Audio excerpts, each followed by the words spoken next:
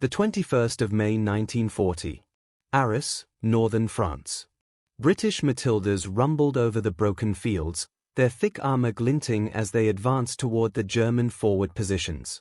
Infantry tanks moved in disciplined formations, each crew focused on the objective ahead. German Panzer III and IV units had set up defensive lines, confident in their speed and firepower, yet they had underestimated the resolve and resilience of Britain's armored infantry. A single Matilda commander scanned the enemy positions through the periscope, noting the clusters of infantry and the occasional armored vehicle preparing to resist. Orders were crisp, and crews responded without hesitation. The tanks rolled forward, each track crushing obstacles, each gun ready to fire the opening salvo. German defenders froze, disbelief spreading across the lines. They expected cautious British movements, not this deliberate, unstoppable advance. The roar of engines and the disciplined march of Matildas struck terror into their ranks. Positions that had seemed defensible moments earlier now appeared fragile, vulnerable to the slow but relentless progression of the British tanks. The first shots rang out. Steel met steel, and the German line began to tremble. The momentum of the Matildas left no room for hesitation. Within minutes, the defenders understood they were facing a force that would not yield, a tide of armored resolve rolling directly through their last line of defense. By May 1940, the German blitzkrieg had swept through Belgium and the Netherlands, leaving the British Expeditionary Force, BF, and French units scrambling to adjust. German panzer divisions moved with unprecedented speed, supported by motorized infantry and Luftwaffe air cover, pushing Allied forces toward the Channel ports. The situation was urgent. Unless the BF could slow or disrupt the German advance, the risk of encirclement and catastrophic loss was imminent. British commanders considered a counterattack necessary. The town of Arras, a natural choke point along the German route, offered an opportunity to strike at exposed armored formations. The plan relied on surprise, precise coordination, and, most importantly, the use of Matilda infantry tanks. These tanks, heavily armored and nearly impervious to standard German 37mm anti-tank weapons, became the centerpiece of the operation. Though slow compared to panzers, the Matilda's resilience allowed crews to advance under fire and maintain the momentum required to break through prepared defenses. The Matilda tank had earned a reputation in the months leading up to the Arras counterattack.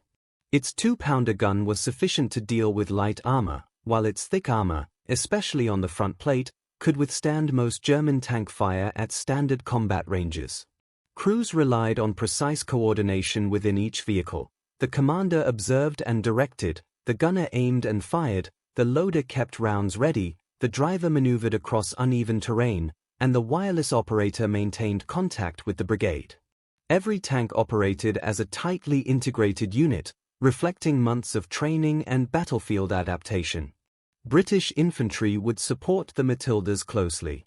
Motorized carriers, artillery forward observers, and engineer units were positioned to exploit breakthroughs, secure flanks, and respond rapidly to enemy countermeasures.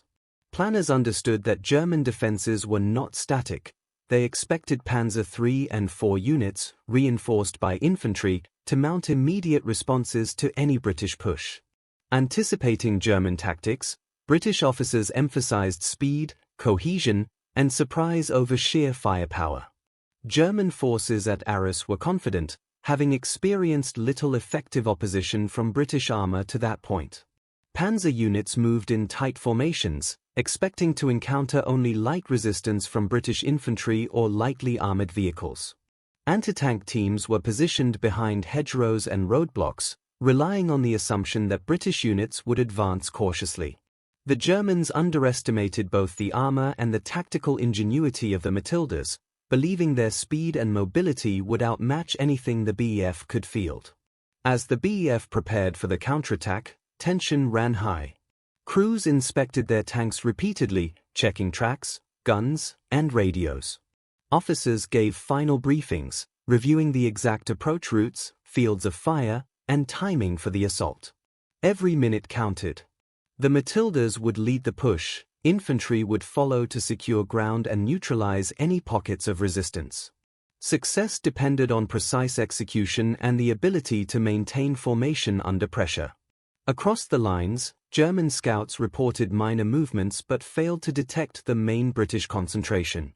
Their intelligence suggested a limited probe rather than a full armored thrust. The misjudgment would prove critical. When the Matildas finally advanced, their presence would shatter the Germans' assumptions, leaving the defenders scrambling to react. The stage was set for the encounter that would etch itself into history.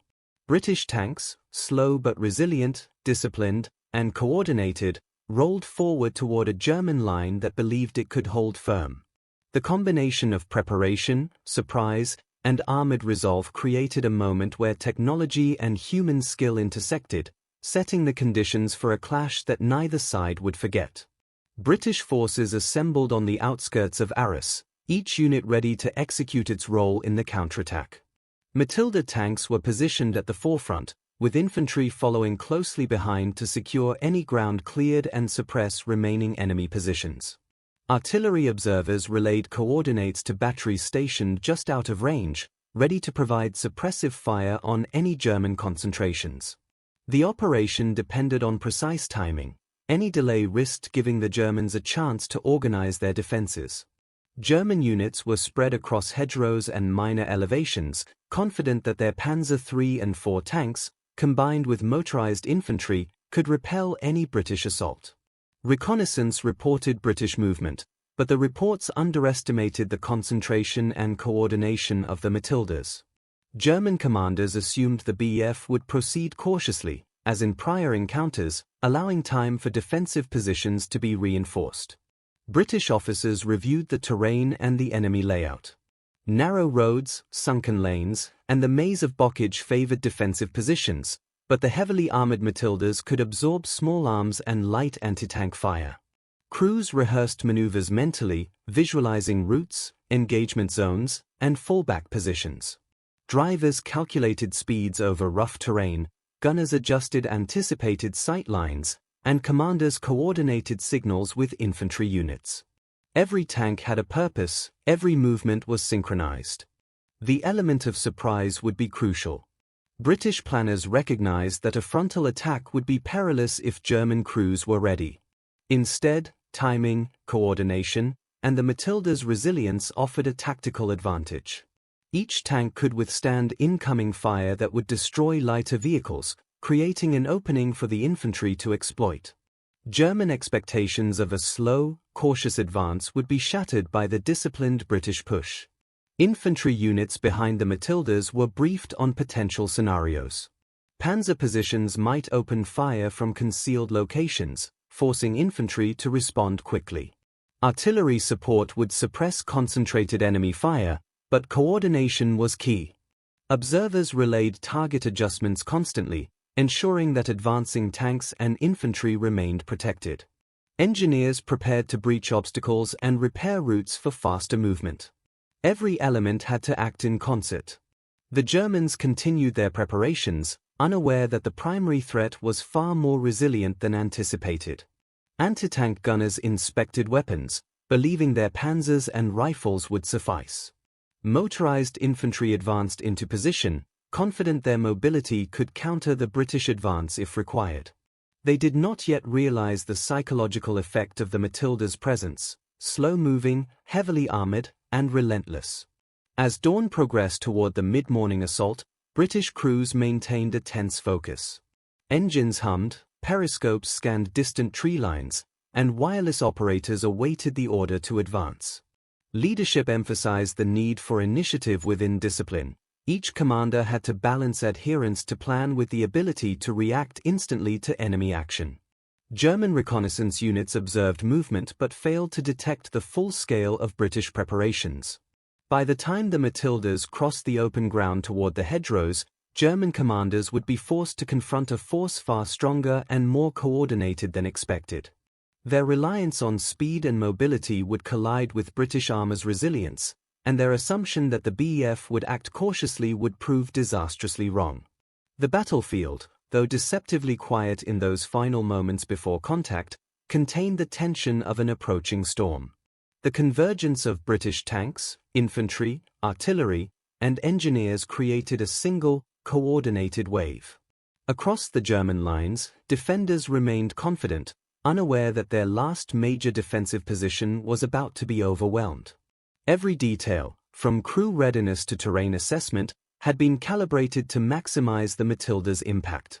The stage was set for a confrontation where technology, training, and human skill combined to defy expectations.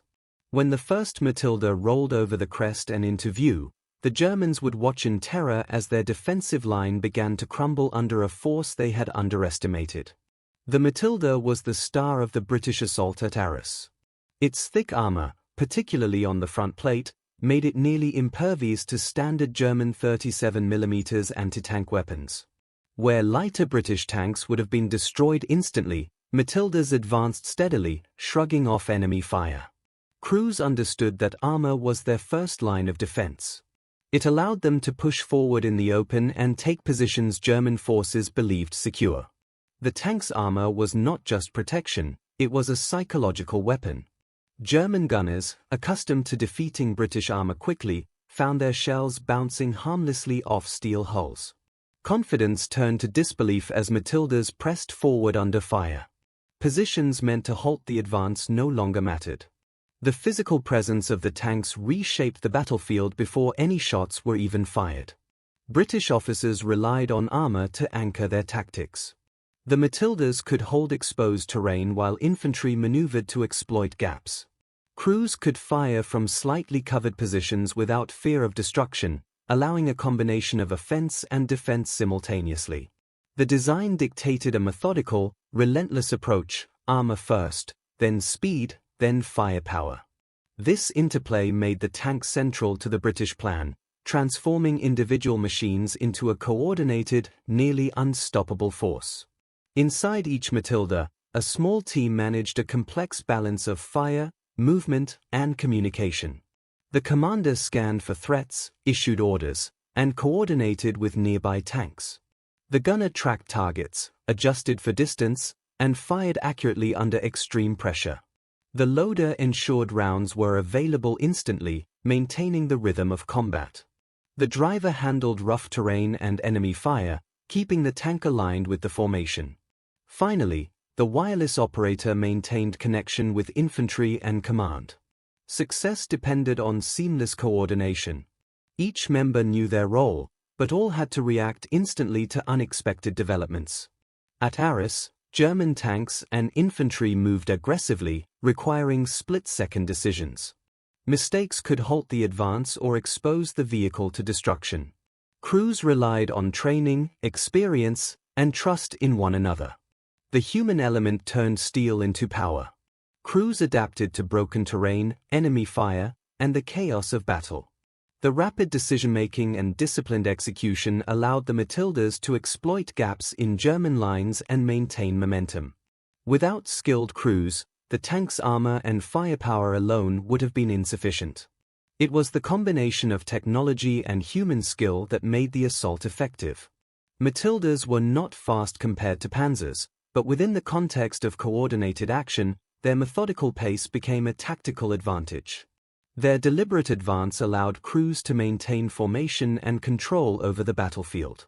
Unlike hasty attacks, each movement was calculated to maximize armor coverage while bringing guns to bear on critical targets. Speed here was measured not in miles per hour, but in timing, coordination, and initiative. The tanks moved quickly enough to reach enemy positions before defensive fire could fully concentrate, yet deliberately enough to maintain cohesion. Infantry and artillery could synchronize with their pace, creating a multi-layered advance. This form of speed had a psychological effect. German units, expecting cautious British action, faced tanks rolling steadily toward them. The advance appeared unstoppable. Confusion spread among defenders who had planned for slower, hesitant movements. By maintaining momentum, the British ensured that German reaction time was minimized, preventing organized countermeasures and creating a decisive early advantage. The controlled pace of the Matildas combined with their armor and coordinated fire made the advance both methodical and terrifying. Speed was not reckless, it was precision applied under pressure, turning a relatively slow vehicle into a force that dominated the battlefield. British command at Arras emphasized initiative and coordination. Officers understood the challenge. German panzers would attempt to react quickly, so timing had to be precise. Orders were concise, prioritizing the Matildas' advance while ensuring infantry and artillery support moved in sync. Commanders allowed subordinate leaders room to make split-second decisions. Tank squadron leaders adjusted fire, maneuvered across broken terrain, and exploited gaps in German lines without waiting for higher approval. This decentralized initiative kept momentum intact and prevented the advance from stalling under unexpected resistance. Communication was key. Wireless operators relayed positions, sightings, and changes in the enemy line. British officers used this real-time intelligence to refine tactics, redirect units, and maximize the impact of the tank's advance. Command emphasized cohesion without rigidity. The Matildas could push forward while infantry cleared pockets of resistance and artillery suppressed counterfire. By combining clear directives with decentralized execution, British leadership ensured that every tank and infantry unit contributed to a single, unified purpose. German forces, expecting cautious or fragmented action, were instead confronted by an advance that was both deliberate and unstoppable. Leadership turned planning into execution, converting preparation into battlefield dominance.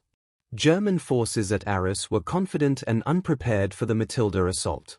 Panzer crews expected to meet light resistance, and anti-tank teams assumed British armor would be slow and vulnerable. The sudden advance of heavily armored tanks shattered these assumptions. The panzers tried to coordinate defensive fire, but the Matilda's armor and methodical movement rendered most attacks ineffective. German infantry, expecting to support armored units with flanking maneuvers, found themselves exposed and outpaced. The shock of encountering tanks that shrugged off their best weapons caused confusion and hesitation. German commanders attempted to regroup under fire, but the speed and coordination of the British advance left little opportunity.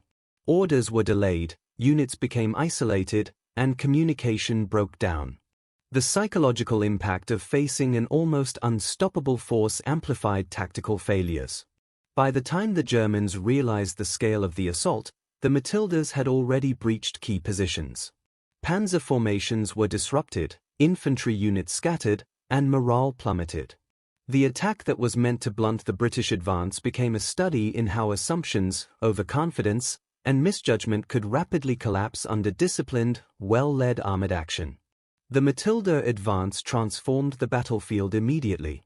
German positions, previously thought secure, were exposed and dismantled.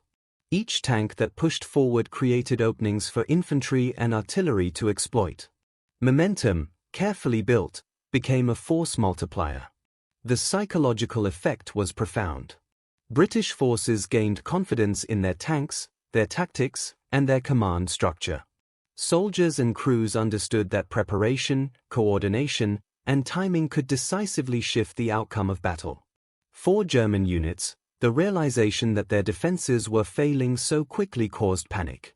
Positions intended to halt the British advance crumbled under pressure, and officers struggled to maintain control. Strategically, the rapid British advance disrupted German operational plans. Their armored formations were no longer concentrated or coordinated, limiting their ability to mount a cohesive counterattack. British artillery could move forward, supporting the next phase of the operation with minimal interference. Engineers cleared obstacles rapidly, ensuring that tanks and infantry could continue exploiting openings without delay. The combination of armor, human skill, and leadership ensured that the Matildas were not merely defending or advancing, they were dictating the tempo. The battlefield was reshaped before the main German force could respond.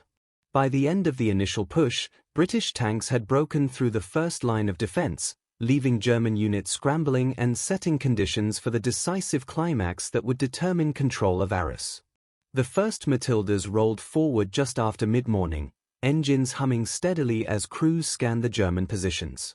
Sunken lanes and hedgerows crisscrossed the terrain, offering pockets of cover for defenders, but the tank's thick armor rendered small arms fire largely ineffective. Infantry followed closely, ready to exploit gaps the tanks would create, while artillery observers monitored German formations, prepared to deliver suppressive fire if necessary. The initial contact was sudden. A German Panzer III attempted to engage a Matilda advancing along a narrow lane, but the 2-pounder shell from the British tank struck its flank, halting it instantly. The explosion stunned nearby infantry, who had assumed the tanks would be slower, easier targets. The psychological shock was immediate. German soldiers froze, unsure whether to fight, retreat, or surrender. Matilda crews pressed on, maintaining formation despite incoming fire. One tank commander, observing a half-track trying to maneuver into a flanking position, gave the order, "Engage target 1, fire." The gunner's shot destroyed the vehicle before it could reach cover. Within moments, the first line of German defenses began to crumble. The tank's methodical advance left little opportunity for organized counterfire. German anti-tank teams fired repeatedly, only to see rounds glance harmlessly off thick armor. The advance forced infantry to scatter, exposing them to both tank and machine gun fire.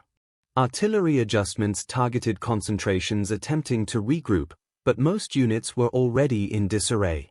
By mid-afternoon, the Matildas had reached the edge of the main defensive line.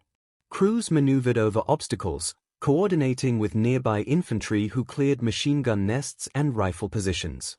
Every vehicle contributed to a unified push. German Panzer IVs attempted to counterattack, but the combination of British tanks' armor, coordinated fire, and disciplined advance prevented any penetration. Communication between tanks and commanders was constant. Wireless operators relayed sightings, targets, and potential threats. Drivers adjusted speed to maintain formation, gunners shifted fire to address immediate dangers, and commanders directed units to exploit weaknesses. The cohesion of the British advance amplified their effectiveness beyond individual tank capabilities. The German line trembled under the pressure. Orders to regroup were delayed, units were isolated, and command structures began to collapse. The very pace and determination of the Matildas created confusion. Positions that had seemed defensible moments before were now untenable. By late afternoon, the battlefield had shifted. British forces controlled the front line, infantry and armor working in tandem to consolidate gains. The first major breakthrough of the day was complete, setting the stage for the final phase where German resistance would disintegrate entirely. The momentum of the Matildas' advance, disciplined and relentless, left German forces reeling. What had begun as a cautious British counterattack had become a decisive, unstoppable push. Every obstacle the Germans had relied upon now served only to highlight the speed, coordination, and armored dominance of Britain's tanks. The stage was set for the next decisive moment, the complete collapse of the German defensive line at Arras. By mid-afternoon, the Matildas had advanced into the heart of the German defensive line. Smoke rose from destroyed Panzer III and IV vehicles, and scattered infantry tried to regroup behind hedgerows. The relentless pace of the British advance left them little time to form coherent resistance. Each Matilda moved deliberately, its thick armor shrugging off small arms fire while gunners targeted vulnerable points in enemy vehicles and machine gun positions. One tank commander, observing a small German platoon attempting to counterattack from a flanking road, directed a precise salvo. The Firefly gunner's round struck a half-track, sending it tumbling into the ditch and scattering the supporting infantry. Nearby German troops, seeing their vehicles destroyed in moments, began to withdraw in panic. Officers shouted orders, but confusion and fear made them nearly impossible to enforce. British infantry moved through the gaps, securing captured positions and neutralizing remaining pockets of resistance. Engineers cleared obstacles while artillery adjusted fire on distant German units trying to regroup. The combination of Matilda's armor, coordinated fire, and infantry support created an unstoppable wave that German forces could not contain. German panzers attempted to form a counterline, but their cohesion had broken. Some vehicles tried to push forward, only to be halted by overlapping fields of fire from tanks and infantry. Other units retreated into open ground, exposed to British artillery and machine gun fire. Commanders struggled to communicate across the fractured line, and isolated groups of panzer crews were forced to surrender or flee. The psychological impact was decisive. German soldiers, many of whom had never faced such resilient armor, watched in disbelief as their last defensive positions collapsed. Panic spread quickly, and units abandoned positions to avoid destruction. The speed, coordination, and discipline of the Matildas had transformed the battle, turning a risky counterattack into a complete tactical victory for the British. By late afternoon, British forces controlled all key terrain around Arras. Wrecked German vehicles littered the roads and hedgerows, while captured officers reported the collapse of their lines. British tank crews, exhausted but victorious, maintained formation to prevent any isolated German resurgence. Infantry secured roads, and engineers began clearing wreckage to prepare for the next phase of the advance. The result of the day's engagement was clear. The German counterattack, intended to halt or slow the British advance, had failed entirely. Matildas and supporting units not only held their ground but had broken the enemy's defensive line completely. Momentum rested firmly in British hands. The destruction of the German defensive line at Arras left an immediate imprint on the battlefield. British Matildas held the forward positions, their crews scanning for any remaining pockets of resistance. Infantry units moved through hedgerows and lanes, clearing wrecked Panzer III and IV vehicles and ensuring that no enemy soldier could regroup to contest the ground.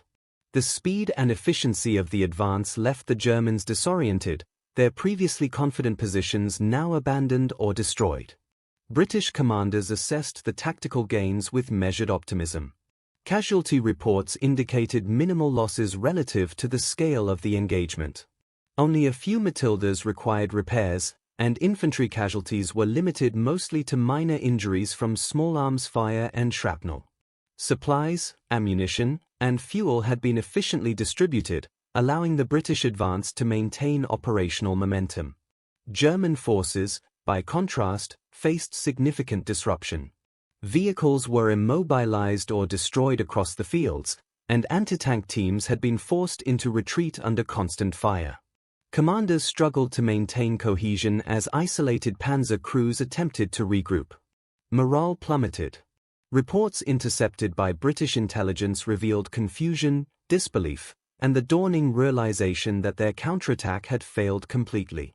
For the British, the psychological impact was profound.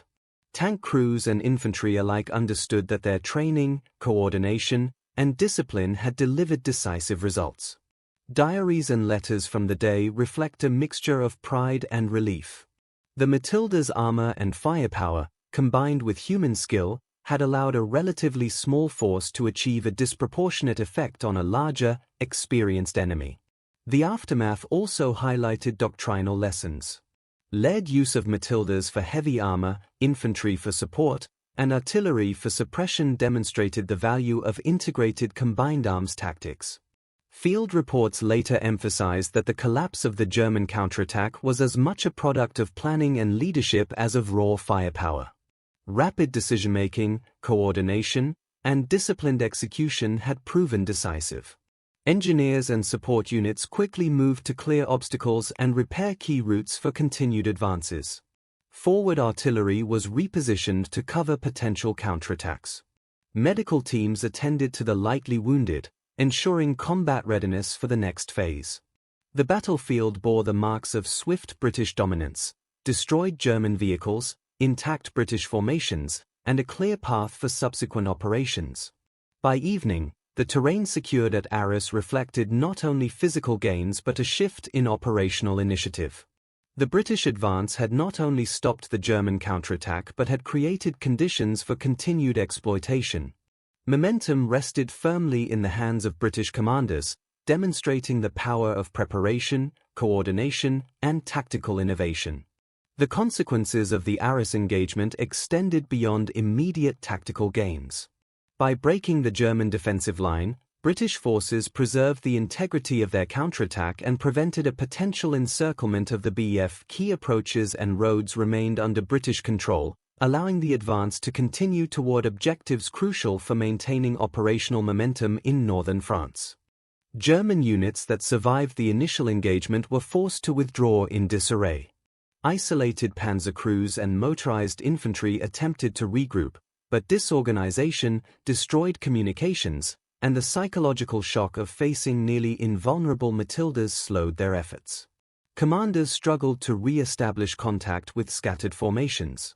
Many units retreated under pressure, abandoning equipment and positions to avoid destruction. British armored crews capitalized on these conditions. Infantry secured cleared hedgerows, engineers removed obstacles, and artillery repositioned to cover potential enemy movements. Supply lines ensured tanks and infantry remained ready for further action. The combination of tactical success and preparation allowed British forces to dictate the tempo of operations, maintaining pressure while denying the Germans any opportunity to counterattack effectively. The psychological impact on both sides was immediate and profound. British forces gained confidence in the effectiveness of their armor and tactics. Crews and commanders understood that training, coordination, and decisive action could achieve results that raw numbers alone could not. German troops, in contrast, faced disbelief and fear. Officers attempted to restore discipline, but morale was fragile. The collapse at Arras forced German planners to reconsider the timing and deployment of armored formations in subsequent operations. Strategically, the engagement demonstrated the decisive value of armor in combined arms warfare. The Matildas had not only neutralized a counterattack but also reshaped the battlefield in favor of the British.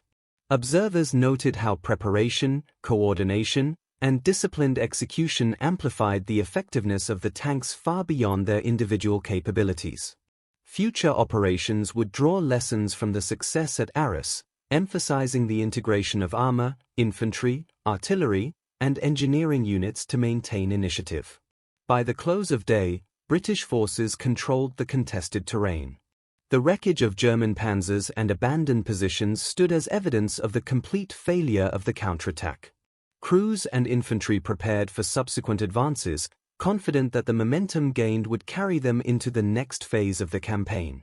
The outcome of Arras reinforced core principles of British armored doctrine: resilience, coordination, and decisive action could overcome stronger or more numerous enemy forces.